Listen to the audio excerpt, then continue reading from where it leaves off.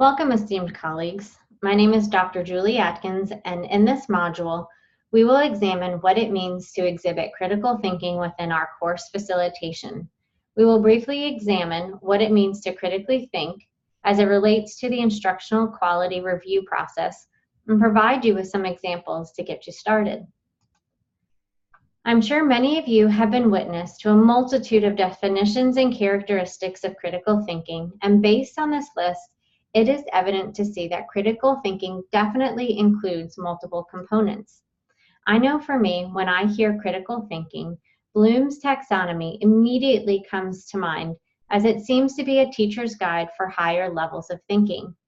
As you read over these bullet points from the Glossary of Education Reform, a few words stood out to me that I have highlighted, such as well-reasoned, persuasive, multiple perspectives, novel conclusions, imaginative ways, formulating, articulating, and abstract connections.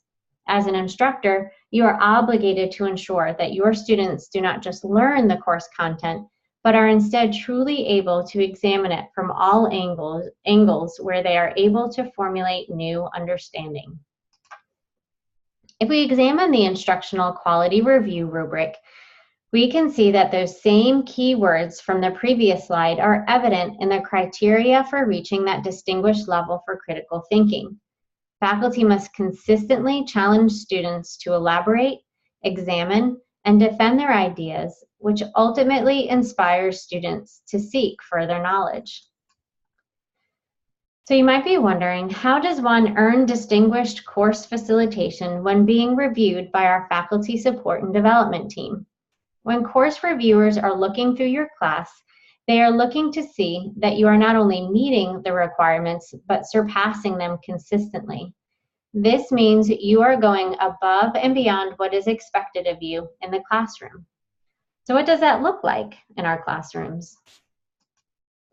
The most obvious way to encourage critical thinking is through the discussion threads by asking questions that provoke students to examine concepts from different perspectives, further elaborate on points they have made in their original post, and even question their assumptions. Additionally, you can provide students with a video or article that supports the learning outcomes for the week that engage students in deeper discussions about the content. Finally, you can also promote critical thinking when providing feedback to students through the use of summative or embedded comments that require students to examine their own thinking. This will also aid students in becoming self-regulated learners. So here are some classroom examples of critical thinking. In this slide, you will see questions that an instructor asks within the discussion thread to promote higher levels of thinking. The first question encourages students to consider their role as an educator and determine what they might do to solve common issues that teachers face when attempting collaborative learning groups. While some students may be able to draw from their own professional experiences, it forces students to imagine how they might handle the problem in the classroom. Therefore, they are devising imaginative ways to solve problems. In the second question, we are asking students to develop well-reasoned, persuasive arguments for their opinion and the better approach to assessing our students. This type of question supports students in becoming scholarly practitioners as we encourage them to support their ideas with evidence from the literature. Here's another example of how an instructor uses a video to promote critical thinking that requires students to examine multiple perspectives and even examine their own biases. Finally, we can also promote critical thinking when giving feedback to students with regards to their written work. This can be easily done through embedded comments.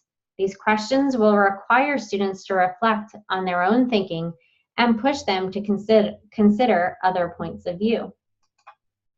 I hope you found this brief module on critical thinking helpful in making the move from proficient course facilitation to becoming part of the Distinguished Club.